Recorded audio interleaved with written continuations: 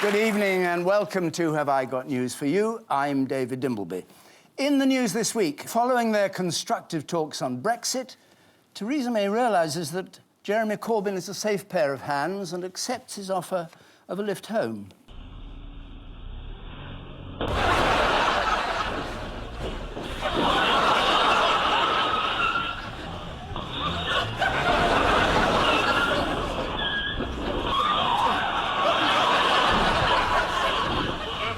Following a tense meeting of the 1922 committee, evidence emerges as to who ate Sir Graham Brady's donut.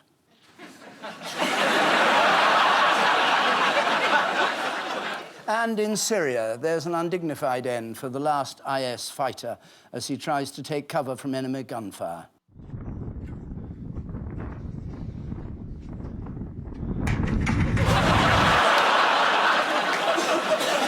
On Ian's team tonight is this year's Strictly winner and a journalist famous for making hard-hitting documentaries in strife-torn disaster zones.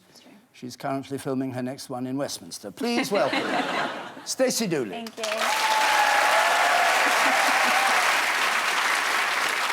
And with Paul Merton is a German comedian who we've got on early in this series, as we might have to pay a 10% tariff on him after April the 12th. Please welcome Henning Wehn. Hey.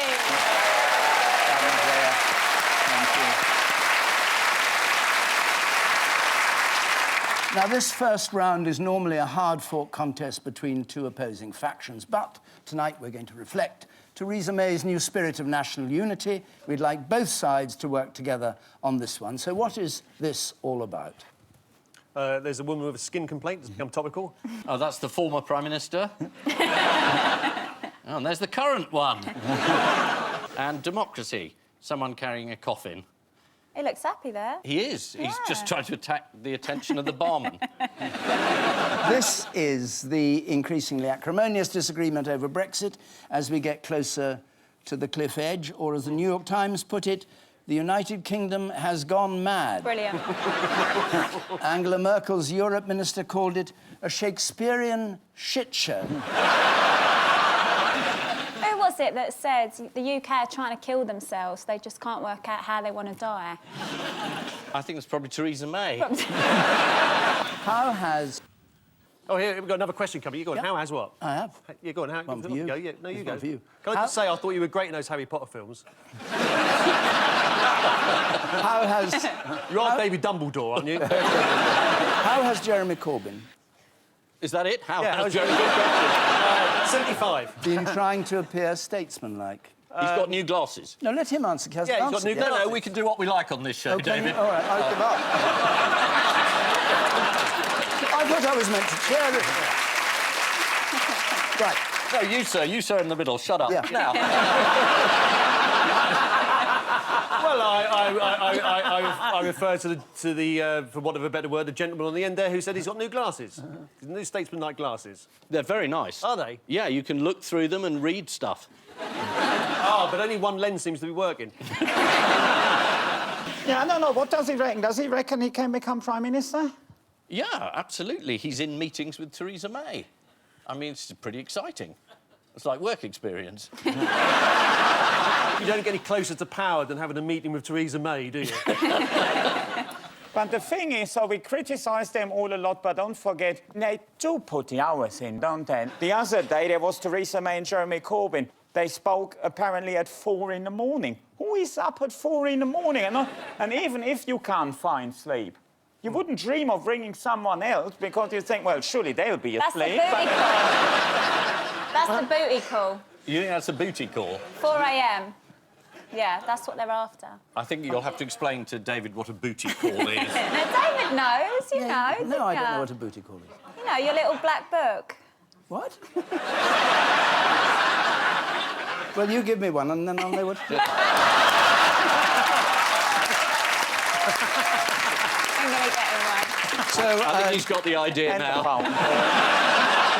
Jeremy has... No, of course it's 4 o'clock in the morning. If you want to go to sleep, you ring up Jeremy Corbyn. Works every time for me. If you can find him, because he's been running, although he claims He's always been running. Reports that you have been limbering up, running a lot in preparation perhaps for an election campaign. Is that true? I've been running for years, actually, and I love running and I love cycling and I enjoy being a fit and healthy person. So I'm absolutely ready for an election campaign and the energy levels are at supermax. Supermax? So, Theresa May had a meaningful conversation with Jeremy Corbyn this week. How was that received? Well, Jeremy was thrilled because they both want to leave and now they're going to try and work out how. And then her own party are absolutely furious because the Tories can't get this thing through, so she's gone across to Labour. And a lot of Tories are absolutely furious. Hopping mad. Hopping mad. OK, what sort of words have the ERG been using? This is Rees-Mogg's lot, so it's mostly Latin. No, they're ramping up the rhetoric. It's all about battles and fights and suicides and treaties in 1120.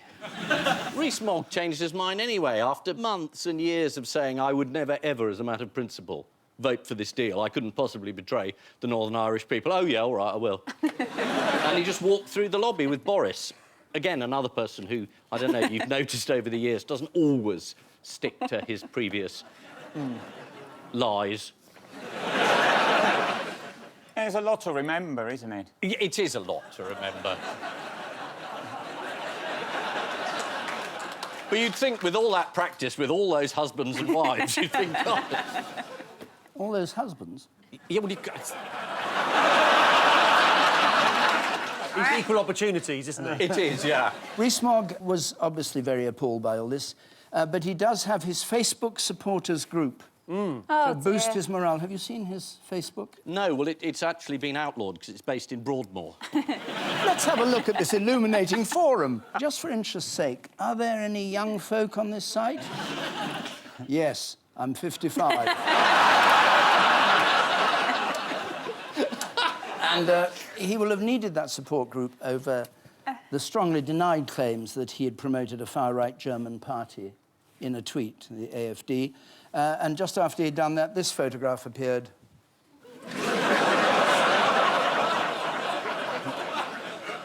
Wow. That's just typical BBC bias. What happened on Tuesday? There are a number of very important votes.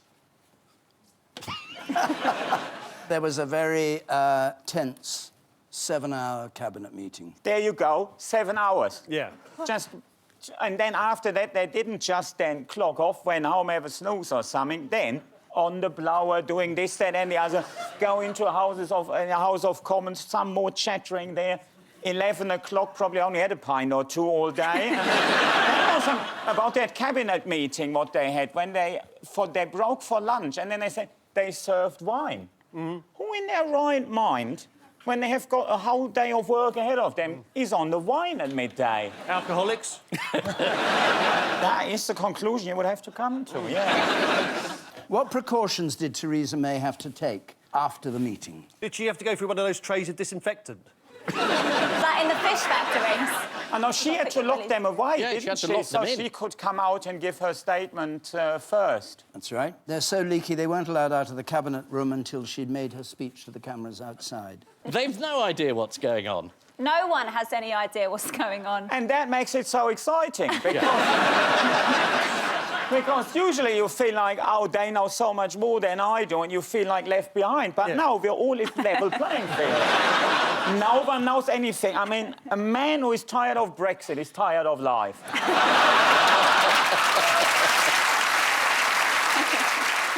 If you really want to know what the members of the cabinet are thinking, you have to watch Newsnight. Yes. And listen to Nicholas Watt.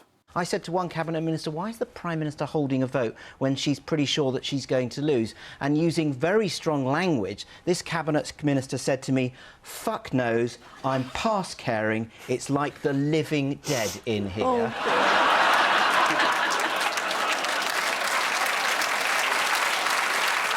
What threatened to derail the indicative votes? Oh, was this the naked protest? It was. Go on. I was going to ask you a question, but I keep forgetting that's a waste of time. Yeah. It was the naked protest. A load of arses appeared in the Commons, and then so did some naked protesters. You want to see them? Yeah, Yes, go on then. please. All right, here they are. One, Oh, they're two, not three, properly four, five. naked, Yeah, what? David. They've got pants on. Yeah, they got pants on, but you know, I wanted to see the old lot. they've got. Well, the honourable member and all.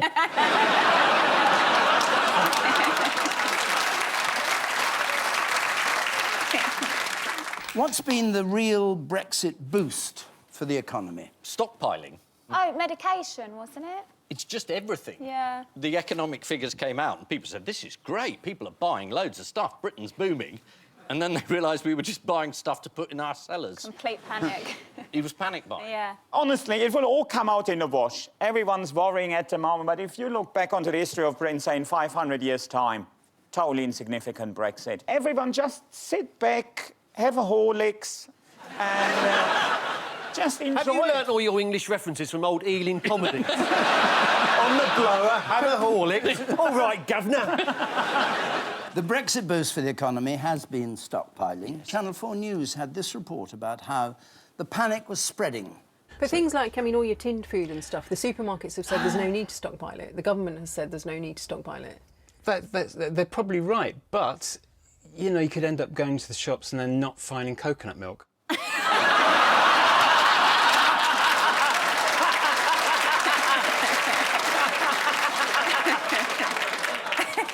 Brexiteers are hankering for a leader like Margaret Thatcher. Did you see how her old press secretary, Sir Bernard Ingham, reacted to that idea? How is his eyebrows these days? He must be combing them around the back of his neck by now. But if you're hankering for a new Mrs Thatcher, she's the one who said we shouldn't have a referendum on Europe. It was too complicated an issue to put to the public. And also, That's Mrs Thatcher. And also... She was right. I've got to admit it. Maggie Thatcher. All right. 2 people clapped. And you're working one of them with your foot. So I think that's definitely a majority. Bernard Ingham was asked by the Yorkshire Post, what would Mrs T have done in the current Brexit mess? And he replied, she's been dead for 6 years and was suffering from dementia. What happened on Brexit Day itself? There was a protest outside the Houses of Parliament because the inevitable hadn't inevitably happened. Somebody said something that maybe they shouldn't have. John Snow. Oh, yes, I've never seen so many yeah. white people. He said on a march, wasn't there? He got rather confused. I think he meant to say good night. But, I mean, he's quite old, John. I mean, not compared to everyone, but... It was Channel 4 and he was a bit shocked. He just said, I've never seen so many white people. About that What Leave side Us was he March. talking Right, about? yes. Apparently half the Channel 4 News audience was outraged by it. Really? Yeah, they had 7 complaints.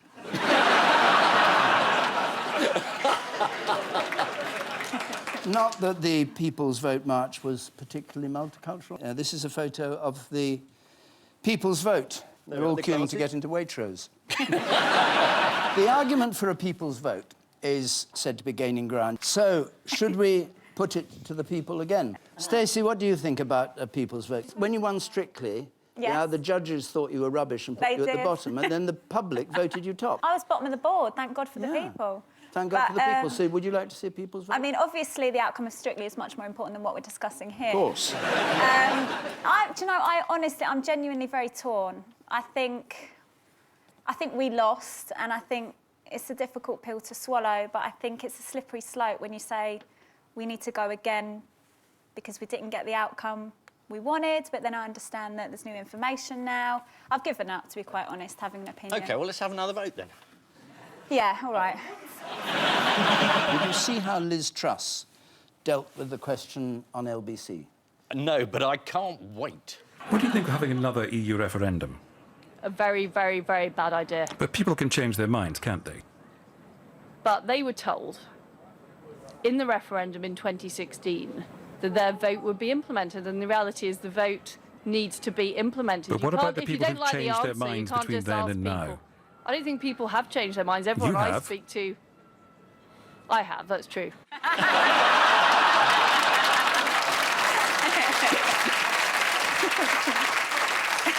So, the people might surprise us again, though. Here are some people in Stoke. You know, the Prime Minister's in town today saying people should back her deal. Do you think they should? No, I shouldn't. They shouldn't back out of the deal. We had a democratic. The Prime Minister's deal. Oh yes, They yeah. should. Well, there's nothing else on the cards, is there? the French. You don't Never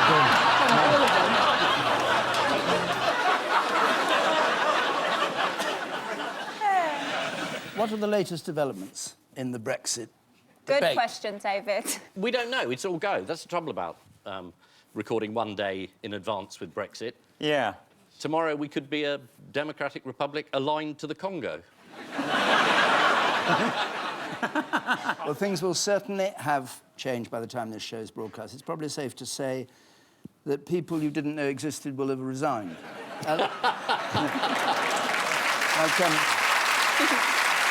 It was George Eustace who quit as farming minister in February. So let's see a colleague in the Scottish Parliament's alarmingly frank assessment of him. I personally have met with Andrea Ledison, and I've had 2 meetings with George Eustace in relation to the preparation supplement.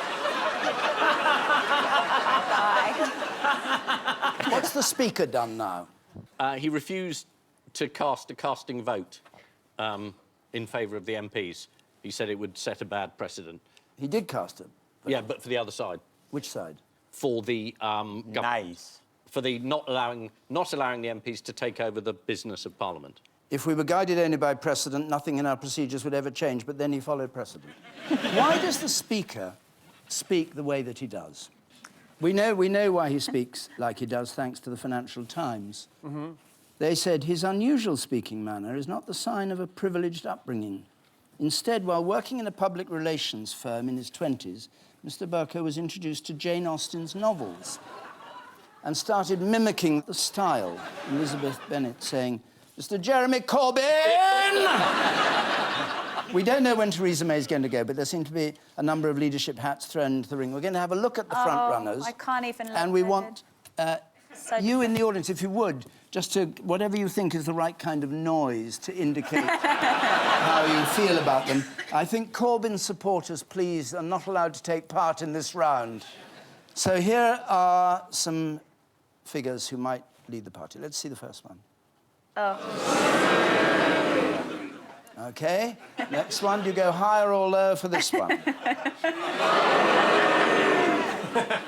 That's pretty uniform. What about this one? And this? Finally, this one. Who do you think is going to be the next leader of the Conservatives? I think it's going to be Jeremy Corbyn. If it's Jacob, I'm going to leave and come and live with you in Germany. But I'm still here. What are the rival camps calling Jeremy Hunt? Sounds like. I got it. Apparently, Jeremy Hunt is called Teresa in trousers, or Tit for short.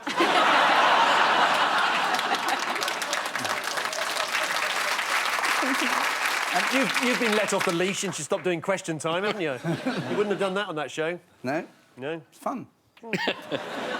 So, this is Brexit, and at the time of broadcast, just 7 days from us leaving the EU. After Theresa May announced that she would be meeting with the Labour Party leaders, Ian Duncan Smith referred to Jeremy Corbyn as one of the most politically dangerous and incompetent politicians in Britain. We should take that seriously because the category is very strong this year.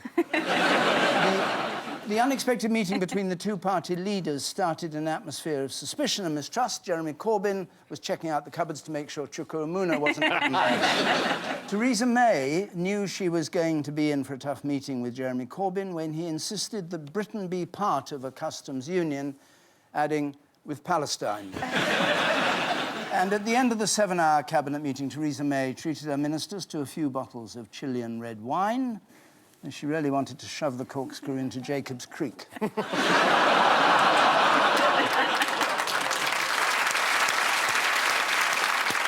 Before we move on, just want to remind you can tweet us with your views on Brexit on the usual number.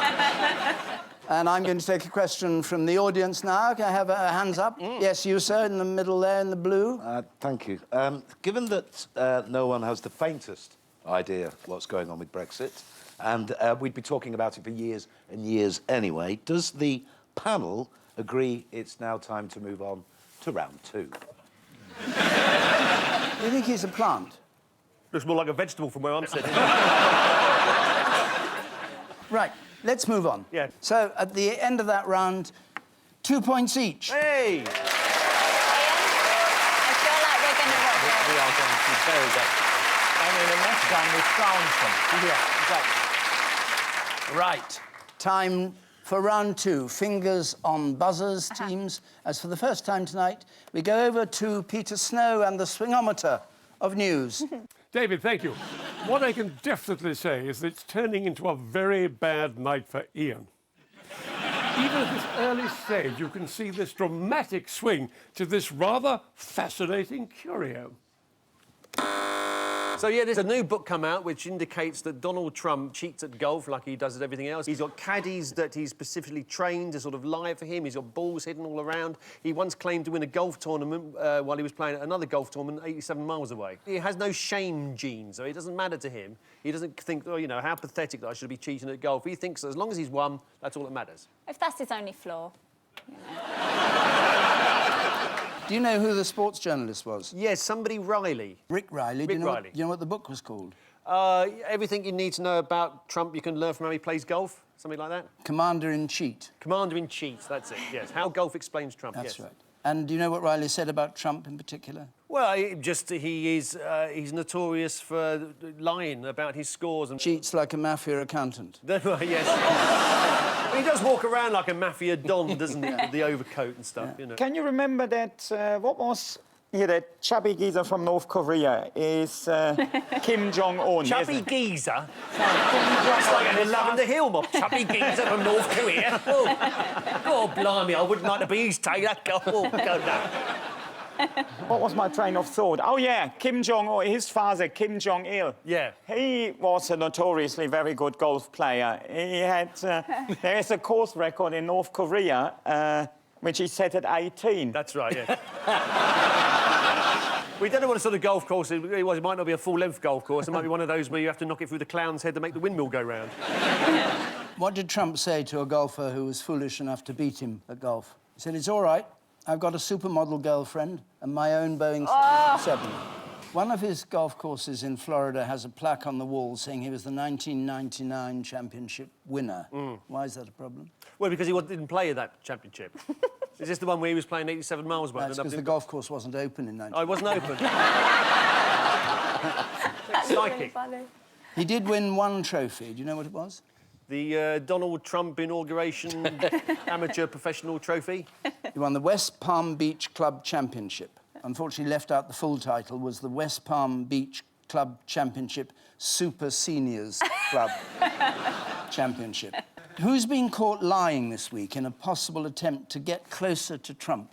The Attorney General? Is it somebody from this side of the Atlantic? Give you a hint, it's a Chinese woman.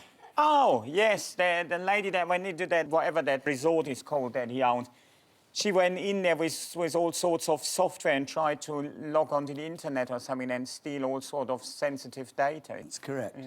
According to the BBC, she told staff she was there to use the swimming pool, but the Secret Service agent called Samuel Ivanovich noticed that she was carrying 4 mobile phones, a laptop, an external hard drive and a thumb drive with a computer virus on it, but no swimsuit. Other than the truth, what else has Trump been struggling to say this week? Oh, he can't say the word origins. Let's just have a look. No collusion, no obstruction. I hope they now go and take a look at the oranges of the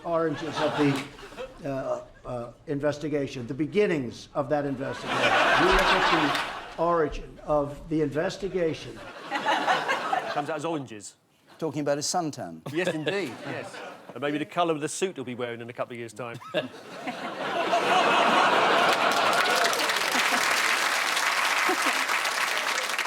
A new book has confirmed that Donald Trump cheats at golf and doesn't like losing. According to the author of the new book about Donald Trump's golfing habits, the president doesn't just cheat, he fudges and foozles and fluffs. And once he's sorted his hair out, he plays golf.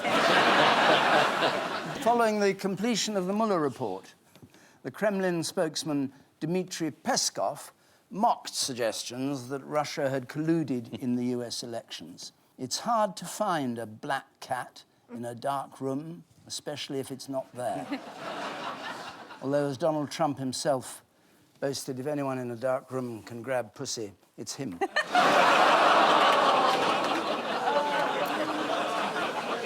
For the final time tonight, let's rejoin Peter Snow and the swingometer of news. Fingers on the buzzers, please. What a night it's turning out to be, David. We can now look at what's likely to be the final picture. Is this the salamander that somebody smuggled into England in their luggage? Exactly. They were found by postal workers in Coventry, hidden in a box of cereal. That looks like one of the Muppets. That's a brilliant creature. How do you spot a rare giant salamander? I don't know. How do you spot a rare giant salamander? Go on, then. Well, you check somebody's luggage. They're quite good at sort of merging into their background, so you have to sort of, like, put them somewhere where it's difficult for them to merge in, like Pizza Hut. So you put them somewhere where they're easily seen. You want to go like, come here, come here, and then you see if something's there, they'll come out. Whatever it is will come out. If you stand there convincingly, come here. I saw that scene in The Great Escape. According to zoological experts, you can recognise them because they have crinkly purple tails and slimy smiles. Salamanders have remained largely unchanged for millions of years. A bit like the DUP. David? Yes? Can I just interrupt very quickly? Do you think Paul looks like someone? Think I'm DUP. sure he... No, he doesn't like anybody. But think DUP. Of the DUP? That's quite a tall order. Arlene Foster. No! Arlene Foster.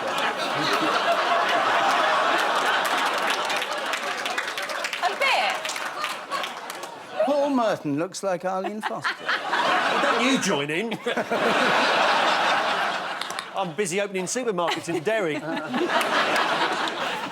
Can you take that sitting down? Oh, well, you'll have to. I think it's probably... She's more insulted about it than I am, I should think. OK, how did a chef get himself into trouble this week? He's called Clément Leroy.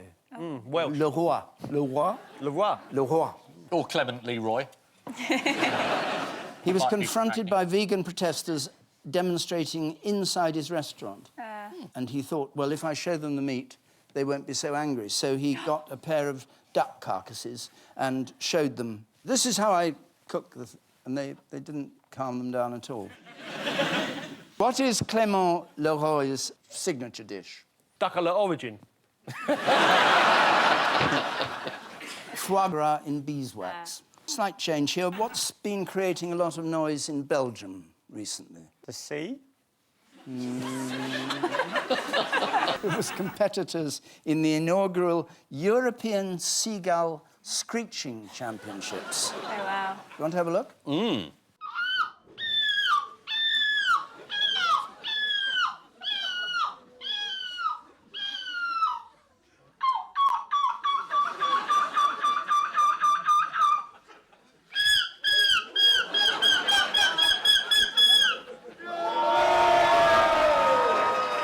Why is there a banana hanging from the ceiling? And is there a competition where seagulls impersonate human beings? I would like a cup of coffee. This is the unveiling of a giant salamander. The giant salamander is ranked #2 on the Zoological Society of London's Edge of Existence list, just below the Liberal Democrats. Which means, at the end of this round, it's 3 points for Ian and Stacey, 4 points for Paul and Henning. Very close. Very close.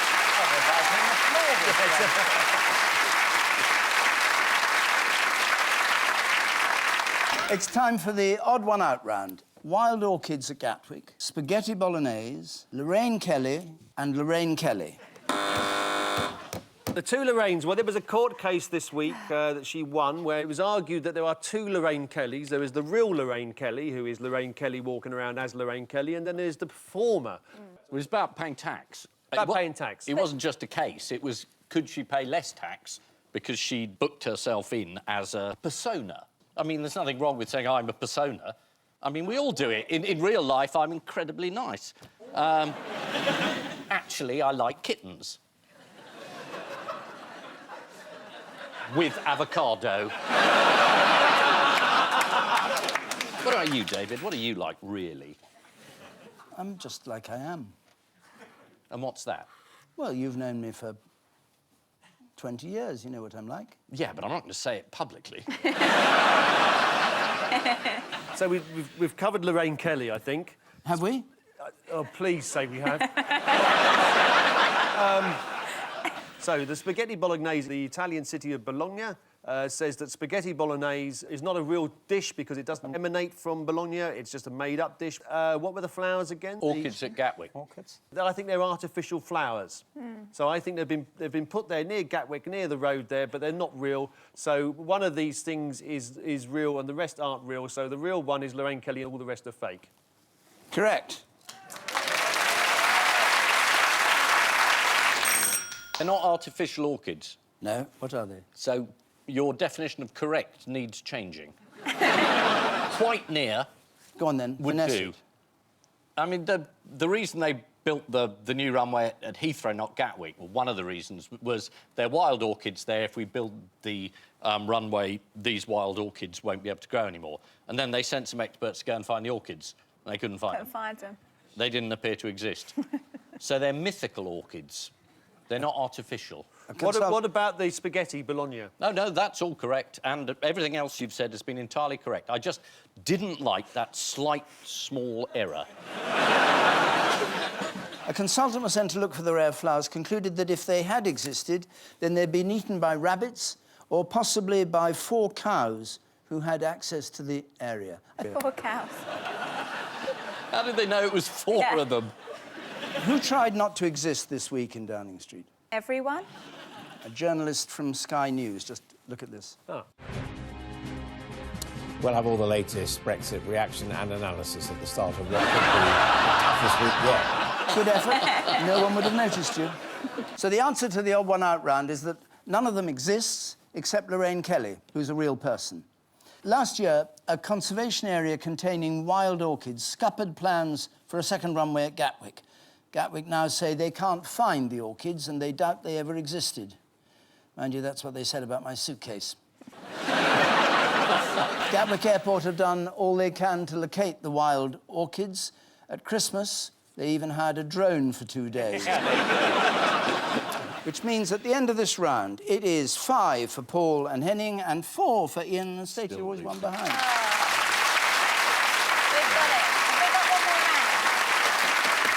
Right. Cracking along. Time for the missing words round. Oh, I'm good at this. Which this week features as its guest publication the Luton and District Model Aeronautical Society newsletter. There's some lovely models on page 3. 2 Spitfires and a Hurricane. And we start with Jesus turns up what? And gives Richard Dawkins a real shock. Jesus turns up the heating. Jesus turns up at Easter with eggs, dead. Jesus turns up in a scone in Stafford. You got the food wrong. Got the food wrong. Scones, crisps, sponge cake. Toast. No. Walnut Toast, whip. yeah. No. Face like a walnut whip. No? Oh, no, I won't go through all the food stuffs in the world. Jesus turns up on a halloumi tortilla wrap.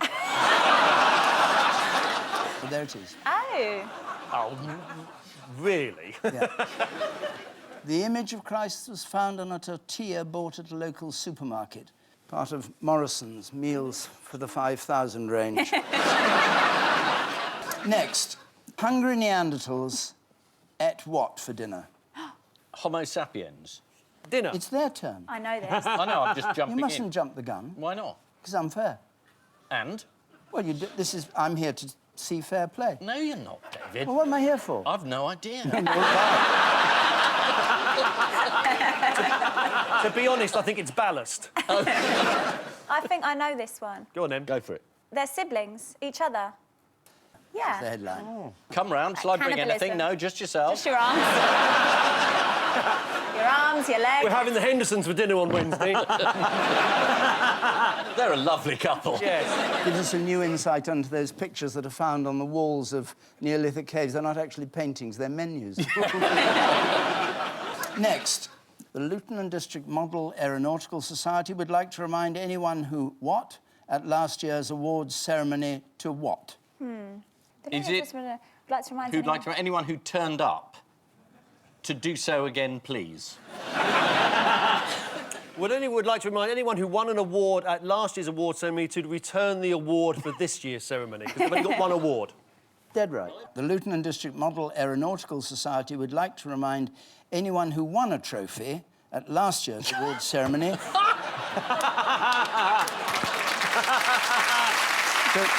to bring it back this year so we can give it to someone else. As well as a trophy, the winners get flowers and chocolates. They keep the flowers but throw the chocks away. Bad one. Right. Next. That was good. Oh, did you? Yeah. Naked police officer catches sight of what? Naked police officer catches sight of his wife in bed with 3 policemen, and he goes in and he says, hello, hello, hello, and she says, what's the matter? Aren't you talking to me, then?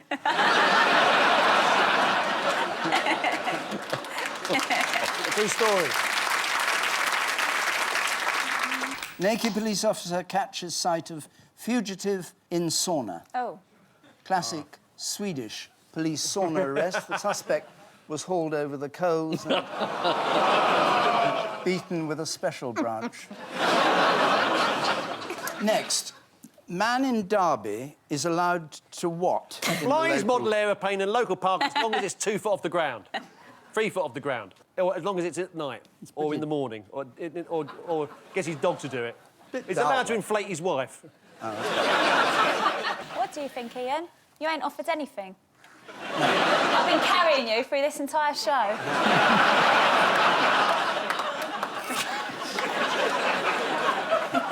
You're right, and I'm ashamed. Is it about flying model aeroplanes? No. Is allowed to walk his pet lizard. Oh, yes. Lorry driver Gary with his pet lizard. Here he is. It's called Thor.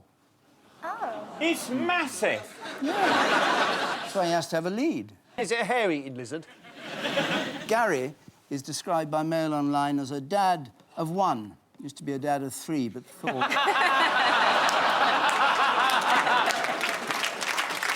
Thor got peckish. So, firefighters tell people to what if they're stuck on the toilet? Oh, I know then. Lose weight.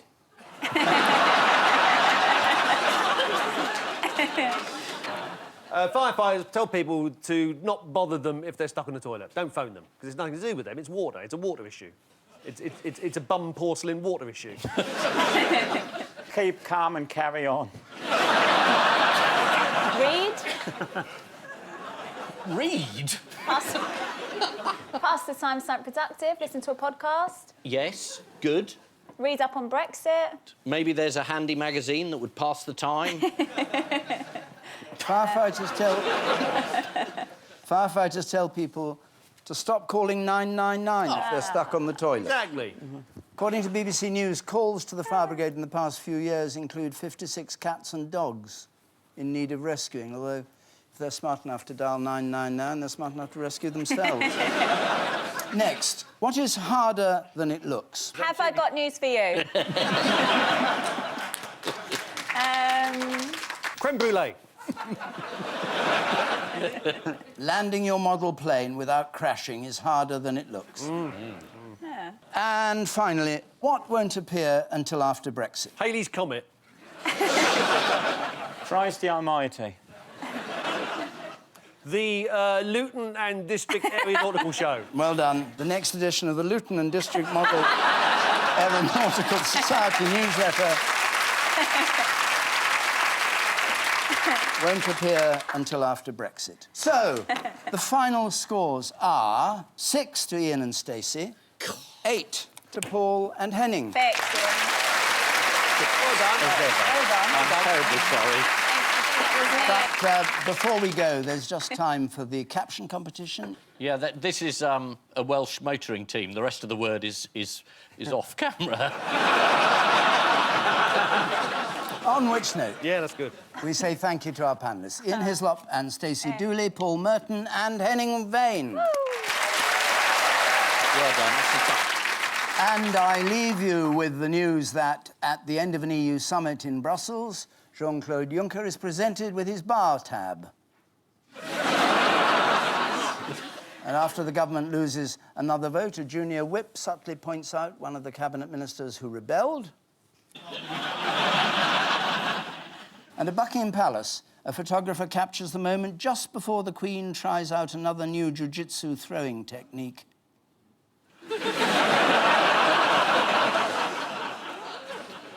And before we go, just to remind you, you can tweet us with your views on Brexit on the usual number.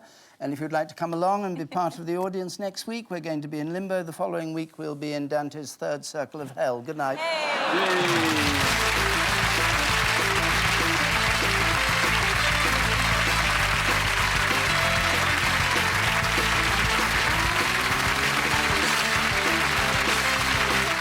With no topic off limits, Frankie Boyle attempts to make sense of the bewildering times we live in. Stand-up and discussion make up his new world order. Available on BBC iPlayer now.